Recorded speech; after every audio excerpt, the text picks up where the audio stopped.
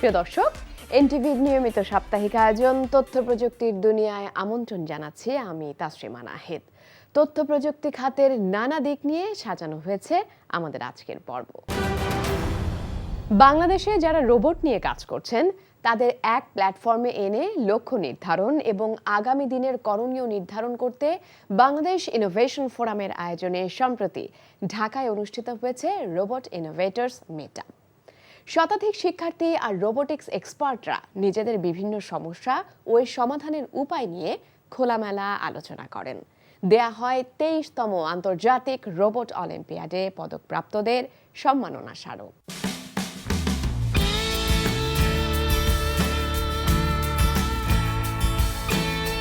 চতুর্থ শিল্প বিপ্লবের যুগে প্রবেশ করেছে বিশ্ব। এ সময়টায় বিশ্ব ঝুঁকছে রোবট প্রযুক্তির দিকে। এ যাত্রায় পিছিয়ে নেই আমাদের দেশও।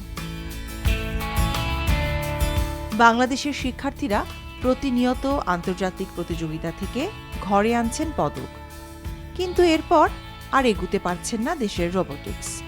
ব্যবহারিক ক্ষেত্রে রোবোটিক্সের প্রয়োগে পিছিয়ে আছি আমরা। এই সমস্যার সমাধানে রোবট ইনোভেটরস মিটআপে খোলামেলা কথা হয় শিক্ষার্থী ও প্রযুক্তিবিদদের।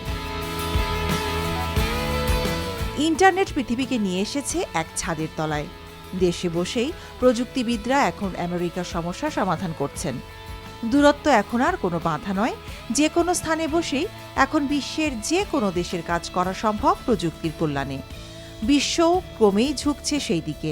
এরকম বাস্তবতায় রোবট নিয়ে কাজ করার অবারিত দ্বার উন্মোচিত রয়েছে বলে মনে করেন বিশেষজ্ঞরা। আমরা কিন্তু দেখতে পাচ্ছি যে আমাদের শুধু শিশু কিশোররাই না, আমাদের যে ইউনিভার্সিটি পর্যায়ে যে শিক্ষার্থীরা আছে, আমাদের ফ্যাকাল্টি মেম্বাররা আছে, এখন কিন্তু আমরা দেখছি যে রোবোটিক্সে প্রচুর পরিমাণে কাজ হচ্ছে আমাদের দেশে। কিন্তু বেশিরভাগ ক্ষেত্রে দেখা যায় এই কাজগুলো আমাদের ল্যাবরেটরি বেসড কাজ হয়, কিন্তু এই যে একটা কাজ করছে, গবেষণা হচ্ছে, সেটাকে আমরা দেখা যায় অনেক সময় প্রোডাক্টে নিয়ে যেতে পারি না। এটা মূলত হয় আমাদের ইন্ডাস্ট্রি একাডেমিয়ার কোলাবোরেশনের অভাবে। আমি মনে করি যে ইন্ডাস্ট্রি একাডেমিয়া কোলাবোরেশনটা যদি আরও বেশি জোরদার হয়, গবেষণা R&Dটা আমাদের আরও বেশি জোরদার হয়, আমাদের কিন্তু রোবোটিক্সের ভবিষ্যৎ অনেক উজ্জ্বল। আগামী শিল্প বিপ্লবে মুখ্য ভূমিকা রাখবে রোবট, আর তাই ব্যবহারিক ক্ষেত্রে এর প্রয়োগে মনোনিবেশ করা সময়ের দাবি বলে মনে করেন শিল্পক্ষেত্রে অটোমেশন নিয়ে কাজ করা প্রযুক্তিবিদরা। তাদের মতে শিল্প এবং কৃষিতে রোবোটিক্সের প্রয়োগ নিশ্চিত করতে না পারলে দেশ পিছিয়ে পড়বে। রোবোটিক্সের 3টা ফেজ, একটা হচ্ছে প্রুফ অফ কনসেপ্ট, আর হচ্ছে প্রোটোটাইপ, তারপর হচ্ছে ইন্ডাস্ট্রি। আমাদের দেখা যায় ইন্ডাস্ট্রিতে আসার আগে যেটা হয় সেটা হচ্ছে একাডেমিয়া বা একটা প্রতিযোগিতাকে কেন্দ্র করে আমরা প্রুফ অফ কনসেপ্টটা ডেভেলপ করি। ওই প্রুফ অফ কনসেপ্টটা ডেভেলপ করতে করতেই আমাদের এই প্রজেক্টটা হারিয়ে যায়।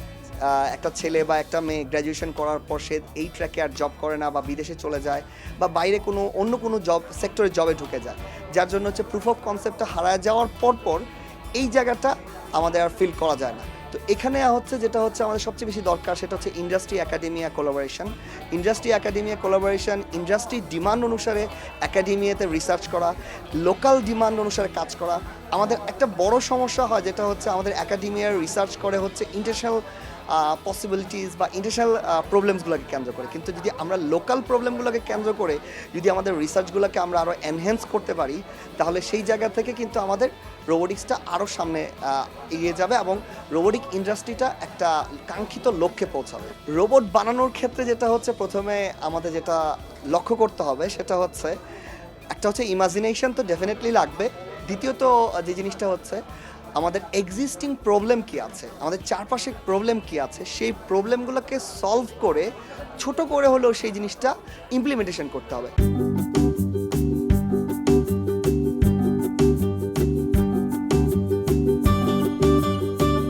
অনুষ্ঠানে আসা শিক্ষার্থীরাও জানান তাদের অর্জন ও লক্ষ্যের কথা, ব্যক্ত করেন দেশকে সমৃদ্ধ করার প্রত্যয়।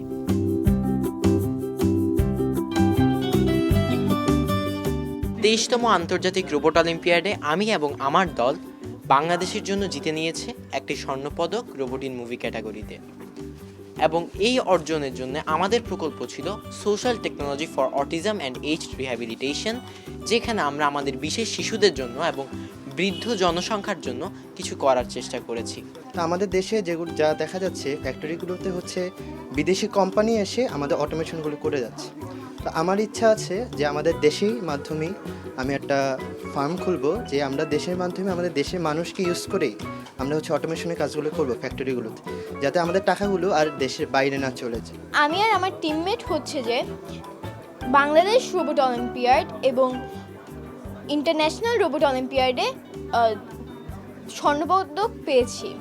আমি বড় হয়ে একটি ডক্টর হতে চাই আর চাই যেন আমি একটি নার্স বট বানাতে পারি, যে নার্স বট কিনা আমার পেশেন্টদেরকে দেখাশোনা করবে, টাইম মতো ওষুধ দিবে, সব ধরনের কেয়ার্স করবে।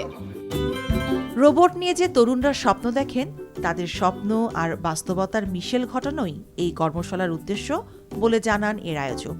সেই সাথে চতুর্থ শিল্প বিপ্লবের এই যুগে তরুণদের দৈনন্দিন কাজে ব্যবহার উপযোগী রোবট বানানোর দিকে মনোযোগ দেবার আহ্বান জানান। আজকে আমরা যেটা করেছি যে ইন্ডাস্ট্রির কি নিড এবং তার সাথে রোবট ইনোভেটরদের ভবিষ্যৎ পরিকল্পনা কি হতে পারে সেটার জন্য একটা ম্যাচ মেকিংয়ের মতো প্রোগ্রামটা হয়েছে। আমরা চাইবো এই ধরনের প্রোগ্রামের মাধ্যমে তারা নিজেদের মধ্যে যেভাবে একটা ইন্টারনালি যোগাযোগ হবে এবং একই সাথে ইন্ডাস্ট্রি এক্সপার্টদের সাথেও তাদের একটা যোগাযোগ আমরা তৈরি করিয়ে দিব এই প্রোগ্রামের মাধ্যমে, এবং এটা একটা চলমান প্রক্রিয়া। পরবর্তীতে আরও নেক্সট স্টেপে অনেকগুলি অ্যাক্টিভিটির মাধ্যমে আমরা চাই পরবর্তী তরুণ যে প্রজন্ম যারা রোবট নিয়ে কাজ করছে তারা যেন সামনের দিনগুলিতে আমাদের দেশের যে রোবটের চাহিদা সেটা তারাই যেন পূরণ করতে পারে। আমাদের বর্তমান সরকারও কিন্তু অনেক বেশি সাপোর্টিভ, ওনারা কিন্তু বিভিন্ন অ্যাক্টিভিটিতে এমনিতেই সাপোর্ট দিচ্ছে। আর আমাদের ইয়াং লিডার আপনারা জানেন যে ICT state minister Junaid Ahmed Palak, উনি সবসময় আমাদের ফোরামের বিভিন্ন অ্যাক্টিভিটি সহ রোবোটিক এ ধরনের প্রোগ্রামে সাপোর্ট দিয়ে যাচ্ছে। বাট তারপর আমি বলবো যে এটাকে আরও বেশি আমরা একদম যদি সারা বাংলাদেশে আরও বড় আকারে ছড়িয়ে দিতে পারি, বাংলাদেশের প্রত্যন্ত অঞ্চল থেকে সব রোবট ইনোভেটরদেরকে আমরা একসাথে করে যদি কোনো একটা প্রোগ্রাম আমরা করতে পারি এবং তাদেরকে আমরা একটা ভিশন ঠিক করে দিতে পারি যে তোমরা কোন ধরনের রোবট নিয়ে কাজ করলে সামনের দিনগুলিতে তোমরা তোমাদের as a career as a entrepreneur তোমরা ভালো করতে পারবে, সেই ধরনের কিছু অ্যাক্টিভিটি যদি আমরা হাতে নিই, আমার মনে হয় যে আমরা যে প্রোগ্রামটা আজকে শুরু করলাম এটা আরও ব্যাপক আকারে করা সম্ভব। প্রযুক্তি বান্ধব এই সরকার তথ্য প্রযুক্তি খাতকে সর্বোচ্চ গুরুত্ব দিয়ে যাচ্ছে। এই খাত থেকে 2025 সালের মধ্যে $5 বিলিয়ন রপ্তানি আয়ের লক্ষ্যমাত্রা নিয়ে কাজ করে যাচ্ছে সরকার। সেই লক্ষ্য পূরণে রোবোটিক্স সহ তথ্য প্রযুক্তি খাতে সরকার নানা রকম আর্থিক সহায়তা দিয়ে যাচ্ছে, যার মাধ্যমে তরুণরা তাদের স্বপ্নের শুরুটা করতে পারছেন। এসব অনুদান নিয়ে অনেকে আজ প্রতিষ্ঠিত, আর এই ফান্ড সবার জন্য উন্মুক্ত বলেও জানান নীতি নির্ধারকরা। আইসিটি বিভাগ একটা ইম্পর্টেন্ট পার্ট এই বাচ্চাদের সাথে।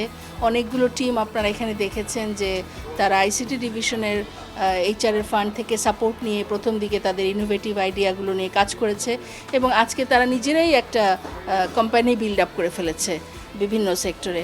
তো এই টিমগুলোকে দেখে সত্যি আমার খুব ভালো লাগছে। আপনারা আরও জেনে আনন্দিত হবেন যে আইসিটি ডিভিশনের যে একটা ফান্ড, এই ফান্ড এইচআর ফান্ড বলে, এখান থেকে আমরা মাস্টার্স পিএইচডি ফেলোশিপ যেরকম দেই সেরকম ইনোভেশন এবং স্পেশাল ফান্ড হিসেবে এই 4টি খাতে আমরা বছর ভিত্তিক ফান্ড দিয়ে থাকি। বিভিন্ন স্টুডেন্ট, শিক্ষক, শিক্ষার্থী থেকে শুরু করে আইসিটি রিলেটেড গবেষণা যারা করেন, কিছু ক্রিয়েটিভ কাজ করেন, তারা কিন্তু এই স্পেশাল ফান্ডগুলোর জন্য অ্যাপ্লাই করতে পারেন। আইসিটির ওয়েবসাইটেই সেটি দেওয়া আছে, ims.ict.gov.bd। সো এটা সবার জন্য উন্মুক্ত। 23তম আন্তর্জাতিক রোবট অলিম্পিয়াডে পদক অর্জন করা বিভিন্ন দলকে এ সময় সম্মাননা স্মারক প্রদান করা হয়।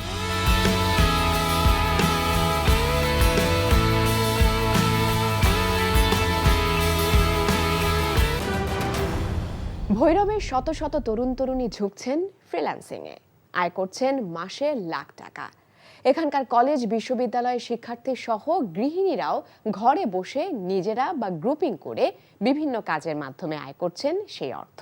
এতে করে নিজেদের ব্যক্তিগত ও আর্থিক সচ্ছলতার পাশাপাশি পারিবারিক ও সামাজিক উন্নয়নেও রাখছেন ভূমিকা।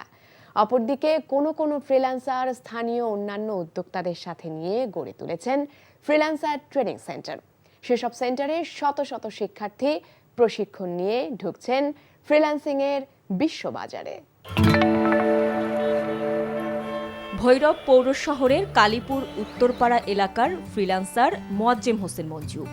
তিনি সরকারি তিতুমির কলেজ থেকে প্রথম শ্রেণীতে অনার্স মাস্টার্স সম্পন্ন করেছেন। 2010 সাল থেকে তিনি ফ্রিল্যান্সিং শুরু করেন। তিনি মূলত টিম ভিত্তিক অ্যাডমিন সাপোর্ট এবং ডিজিটাল মার্কেটিং নিয়ে কাজ করেন আপওয়ার্কে। মঞ্জুর টিমের সদস্যদের মাঝে রয়েছে তার স্ত্রী, 3 ভাবি এবং 2 ভাতিজা। ফ্রিল্যান্সার মঞ্জুর তার 11 বছরের সফল ফ্রিল্যান্সিংয়ের অভিজ্ঞতা থেকে নতুনদের উদ্দেশ্যে বলেন, আর্থিকভাবে নিজের সাফল্যের জন্য এটি একটি খুবই সম্ভাবনাময় খাত। তবে এজন্য একজন ফ্রিল্যান্সারকে দক্ষ হিসেবে গড়ে উঠতে হবে। যেহেতু বিশ্বের বিভিন্ন দেশের কর্মীদের সাথে প্রতিযোগিতা করে কাজ নিতে হয়, তাই যিনি ঠিক সময়ে উত্তম কাজটি করতে পারবেন তিনি পরবর্তী কাজ ছিনিয়ে নিতে পারবেন।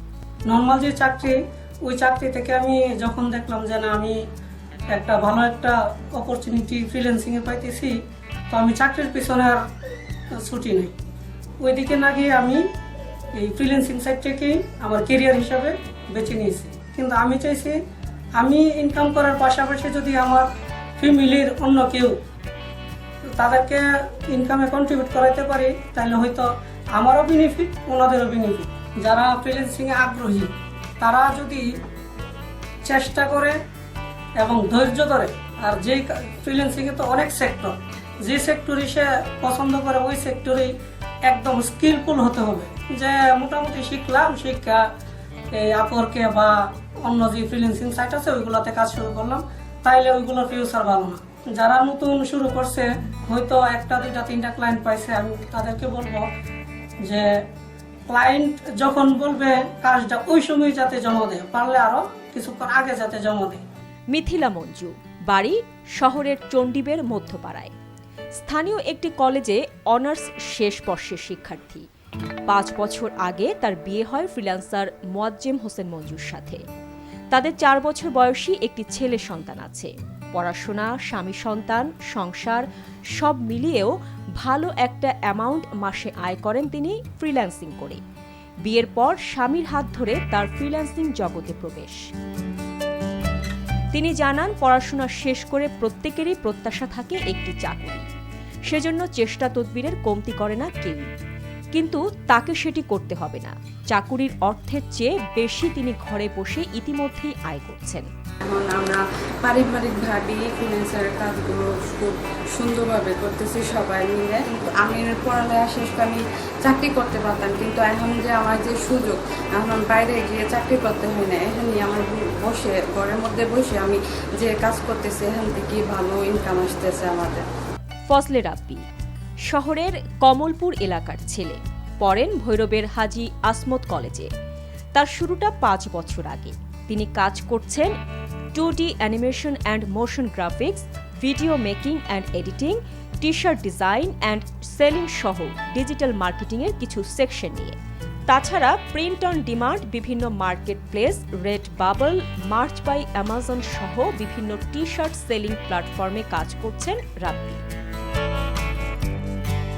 তিনি জানান, ভৈরবে যারা অনলাইন ফ্রিল্যান্সিংয়ের সাথে জড়িত আছেন তারা একটা গ্রুপ তৈরি করেছেন, Bhairab online professionals community, BOPC নামে।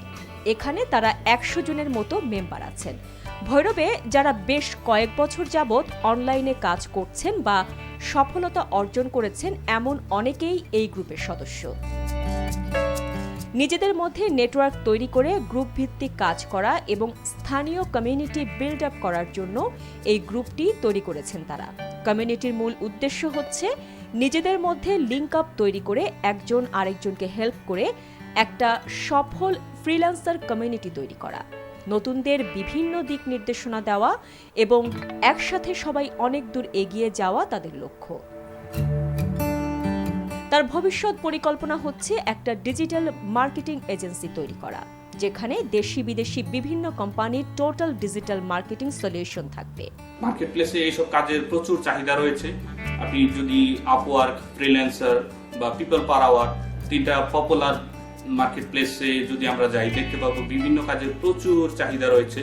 তার মধ্যে বাংলাদেশের সবচাইতে বেশি যে কাজগুলো হয়, বেশি ফ্রিল্যান্সার যে ক্ষেত্রগুলোতে রয়েছে, সেগুলো হচ্ছে data entry, lead generation, Photoshop, Illustrator মাধ্যমে বিভিন্ন ডিজাইন তৈরি করা, তারপরে হচ্ছে আপনার বিভিন্ন অ্যাপস তৈরি করা।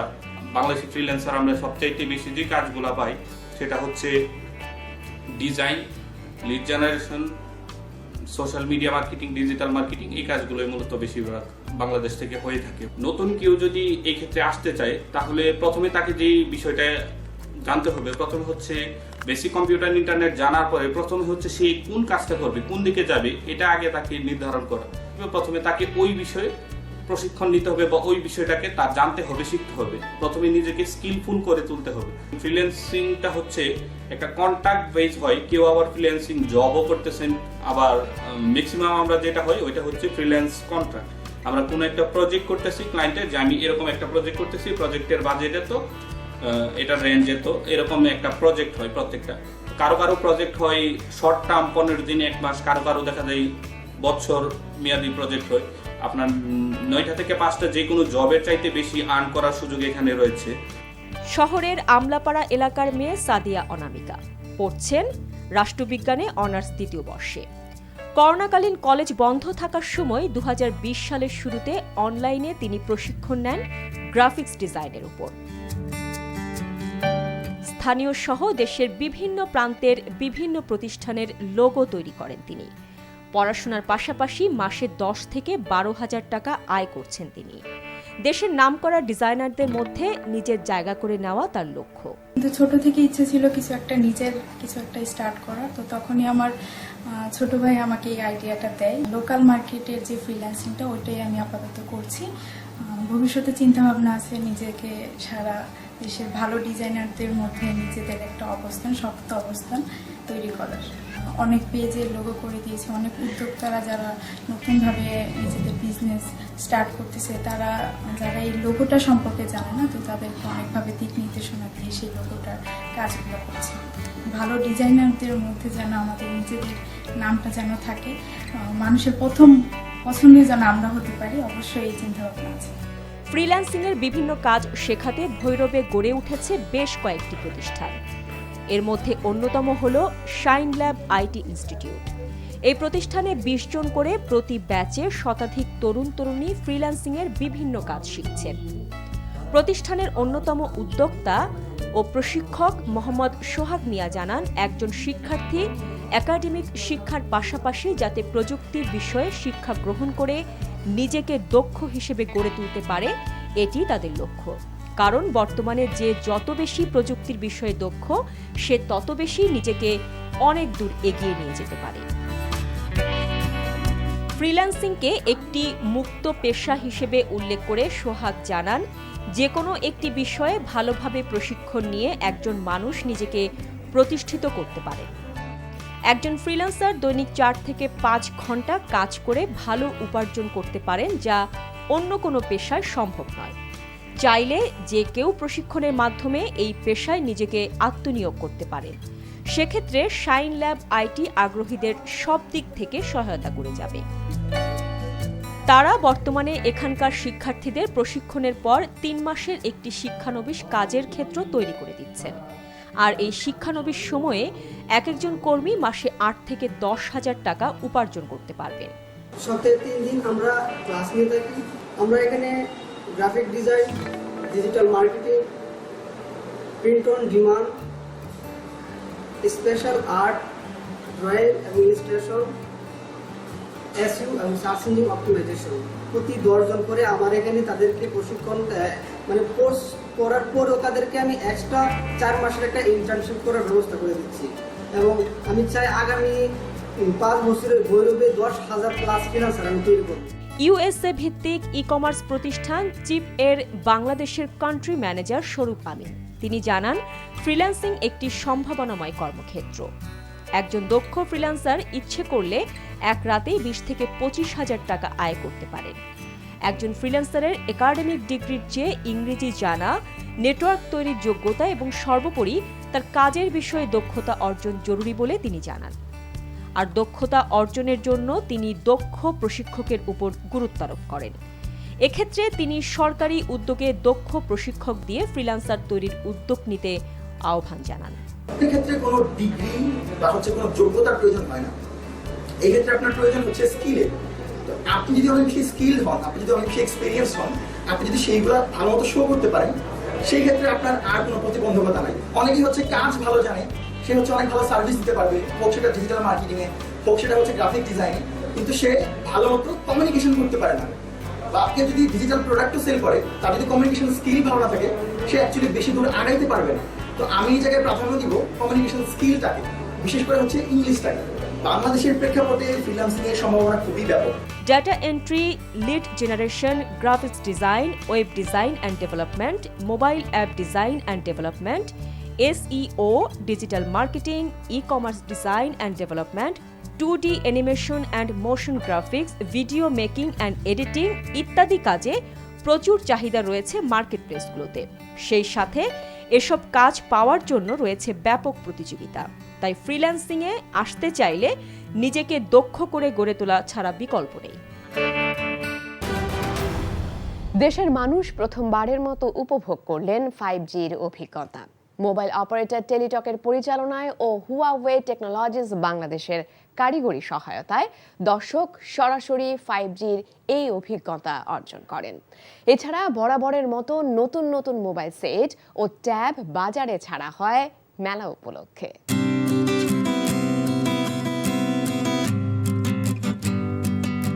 নানা রকম ছাড় এবং উপহার নিয়ে রাজধানীর বঙ্গবন্ধু আন্তর্জাতিক সম্মেলন কেন্দ্রে হয়ে গেল 3 দিন ব্যাপী স্মার্টফোন ও ট্যাব মেলা। বৃহস্পতিবার 6 জানুয়ারি থেকে শুরু হয়ে মেলাটি চলে শনিবার 8 জানুয়ারি পর্যন্ত। স্মার্টফোন ও ট্যাব মেলায় পাওয়া যাচ্ছিল 5G ফোন।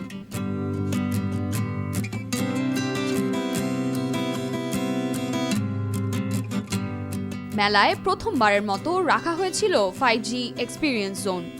মোবাইল অপারেটর টেলিটকের পরিচালনায় ও হুয়াওয়ে টেকনোলজিস বাংলাদেশের কারিগরি সহায়তায় এই জোনে এসে দর্শক সরাসরি 5G'র অভিজ্ঞতা নিতে পেরেছিলেন। এবার আমরা বলবো যে এটা যদিও 13তম মেলা, বাট এবার কিন্তু একটু স্বাতন্ত্র্য মেলার আছে। সেটা হচ্ছে যে আমরা কিন্তু 2.5 বছর পরে মেলাটা করছি, কারণ আপনারা জানেন যে প্যান্ডেমিকে সারা পৃথিবী বদলে গেছে। আমরা গত 2 বছর প্যান্ডেমিকের জন্য মেলাটা করতে পারিনি। এবার আমরা মেলাটা করছি 2.5 বছর পরে। বাট আমরা আমাদের যা আমরা ভয় পাচ্ছিলাম যে কোভিড পরিস্থিতির কারণে হয়তো মেলাটাতে আমরা ওইরকম সাড়া পাবো না, যদিও আমরা সব রকম স্বাস্থ্যবিধি এখানে মেনটেন করছি। আমরা সবাইকে বাধ্যতামূলক মাস্ক পরাচ্ছি, আমরা সবাইকে স্যানিটাইজ করছি, আমরা ভেন্যু স্যানিটাইজ করছি। এত প্রতিবন্ধকতার পরেও আমরা যথেষ্ট সাড়া পেয়েছি এই মেলায়। আরেকটা বিষয় আমি অবশ্যই উল্লেখ করব যে প্রথমবারের মতো বাংলাদেশের মানুষ বা ঢাকার মানুষ কিন্তু 5G এক্সপিরিয়েন্স করার সুযোগ পাচ্ছে এই মেলার মাধ্যমে। মেড ইন বাংলাদেশ 5G হ্যান্ডসেটগুলো পাওয়া যাচ্ছে। এটা একটা বড় পয়েন্ট, বড় একটা মাইলস্টোন বলবো আমি এটাকে। এছাড়া নতুন নতুন মডেল, যেটা প্রতিটা মেলায় আমাদের লক্ষ্য থাকে যে নতুন মডেল লঞ্চ করে, এবার কিন্তু অনেকগুলো ব্র্যান্ড তাদের নতুন মডেলের স্মার্টফোন নিয়ে এই মেলায় এসেছে। অন্য সময়ের মতো এবারও মেলায় স্মার্টফোন ও ট্যাব পরোক্ষ করে দেখার সুযোগ রয়েছিল। Samsung, Oppo, Realme, Xiaomi, Tecno, Vivo, Walton ও ওয়ানপ্লাস সহ বিভিন্ন ব্র্যান্ডের স্মার্টফোন পাওয়া যাচ্ছিল মেলাটিতে। এই মেলায় এসে আমি অনেক বিভিন্ন ডিভাইস দেখছি, তারপর আমার পছন্দ মতো একটা ট্যাবও কিনছি। আর সবচেয়ে বেশি ইন্টারেস্টিং লাগলো যে ফোনটা বেসিক্যালি বাংলাদেশে অ্যাসেম্বল। তা আমি এক্সপেক্ট করেছিলাম যে এটা হচ্ছে বাইরে থেকে অ্যাসেম্বল হবে, আদার ফ্রম চায়না বা কোনো মালয়েশিয়া, বাট এটা বাংলাদেশে অ্যাসেম্বল ছিল। বৃহস্পতিবার স্যামসাং মেলায় গ্যালাক্সি S21 FE মডেলের 5G ফোন অবমুক্ত করে। শক্তিশালী পারফরমেন্সের ফোনটিতে থাকছে উন্নত ফিচার ও 5G নেটওয়ার্ক। এতে রয়েছে 8GB র্যাম ও 132GB রোম। অন্যান্য যেসব আমাদের রেগুলার A সিরিজ, M সিরিজের ডিভাইসগুলো এখানে বিভিন্ন পাওয়া যাচ্ছে এবং কাস্টমারদের জন্য আমরা বিভিন্ন ধরনের অফার দিয়েছি, স্টুডেন্টদের জন্য স্পেশাল অফার দিয়েছি। সো এই ধরনের অফারগুলো পেয়ে কাস্টমার খুব হ্যাপি। এবারের মেলাটা ভালো, অনেকদিন পরে হওয়াতে মোটামুটি ফ্রুটফুল হচ্ছে আমাদের। মেলার দ্বিতীয় দিনে ওপো অবমুক্ত করেছিল তাদের নতুন 5G ফোন ফাইন্ড এন। এটি ফোল্ডেবল মোবাইল। সো এবার এক্সপো উপলক্ষে আমরা আমাদের ওপো স্টলে অসাধারণ ছাড় দিচ্ছি, প্লাস প্রত্যেকটা মডেলের সাথে গিফট অফার দিচ্ছি। আমাদের যেগুলো রেগুলার মডেল রয়েছে প্রত্যেকটার সাথে মিনিমাম 1500 টাকা দামের একটা গিফট ফ্রি আছে। তার সাথে সাথে আমাদের কিছু ওল্ড স্টক রয়েছে, ওগুলোতে 3000 টাকা থেকে শুরু করে সর্বোচ্চ 7000 টাকা পর্যন্ত ডিসকাউন্ট আছে, যেটা সবচেয়ে বিগেস্ট ডিসকাউন্ট। যেমন ধরেন আমাদের F17 Pro, যেটা 13 জিবি র্যামের সাথে 6টা ক্যামেরার ফোন, মার্কেট প্রাইস 26,990, আমরা এখানে বিক্রি করতেছি মাত্র 20,000 টাকায়। সো আমাদের এই ওপো ফাইন টেন আমি আশা করছি যে আমাদের বাংলাদেশের মার্কেটে একটা নতুন রিনোভেশন দেখাবে, কনজিউমারের একটা রেসপন্স পাবে, কারণ এটার সাইজ অন্যান্য যে কোনো ফোল্ডিং ফোন থেকে একেবারেই আলাদা এবং খুবই চমৎকার একটা ফোন। এদিকে Xiaomiও এনেছে 5G ফোন। এছাড়া Xiaomiর সাব ব্র্যান্ড পোকো M3ও 5G ফোন নিয়ে এসেছিল। ভিভো Y12A স্মার্টফোনে দেওয়া হয়েছিল 1000 টাকা করে ছাড়। মেলায় স্মার্টফোন ব্র্যান্ডগুলোর মধ্যে 5G নেটওয়ার্কিং এর ক্ষেত্রে উজ্জ্বল উপস্থিতি রয়েছিল ভিভোরও। আমাদের ভিভোতে আমরা মেলা উপলক্ষে যেটা দিচ্ছি buy one get three offer. So আমাদের এখানে ক্যাশ ডিসকাউন্ট থেকে শুরু করে পাশাপাশি প্রত্যেকটা মডেলের সাথেই আমাদের যথেষ্ট পরিমাণ গিফট রয়েছে, এবং এছাড়াও নির্দিষ্ট গিফট ছাড়াও স্পিনের মাধ্যমে আমরা প্রচুর পরিমাণ গিফট দেওয়ার ট্রাই করছি কাস্টমারদেরকে। সো আমাদের নতুন যে প্রোডাক্টটা আসছে V23, সেটা হচ্ছে আমাদের 5G ডিভাইস। সো আমরা এখন যতগুলো ফোন নিয়ে আসবো সবগুলো 5G ডিভাইস নিয়ে আসবো, যেহেতু বাংলাদেশে অলরেডি 5G লঞ্চ করা হয়েছে। ওয়ালটন স্মার্টফোন, ট্যাবলেট, পিসি ও অ্যাক্সেসরিজে ছিল 10% পর্যন্ত মূল্য ছাড় এবং ফ্রি হোম ডেলিভারি। ওয়ালটনের আমাদের 5টা প্রোডাক্ট যেটা আমরা এই মুহূর্তে নিয়ে এসেছি, এর মধ্যে ZX4 64 megapixel camera, S8 48 megapixel camera, plus হচ্ছে ফিঙ্গারপ্রিন্ট, বেশ কিছু অপশন নিয়ে আমরা এসেছি যেটা চমৎকারভাবে মানুষের মধ্যে অ্যাট্রাকশন দাগিয়েছে। মেড ইন বাংলাদেশের ট্যাগযুক্ত না, মেড ইন বাংলাদেশের টেকনোলজিটাকে আরও ডেভেলপ করা, বাংলাদেশের গভর্নমেন্টকে সেভাবে তাদের রেজুলেশন অনুযায়ী তাদের যে মিশন ভিশন সেটাকে আরও বেশি কোঅপারেশন করার জন্য আমরা মেড ইন বাংলাদেশকে সেইভাবে এগিয়ে নিয়ে যাচ্ছি।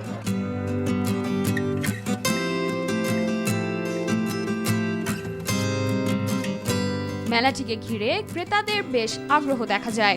স্টলে স্টলে ছিল তাদের উপচে পড়া ভিড়।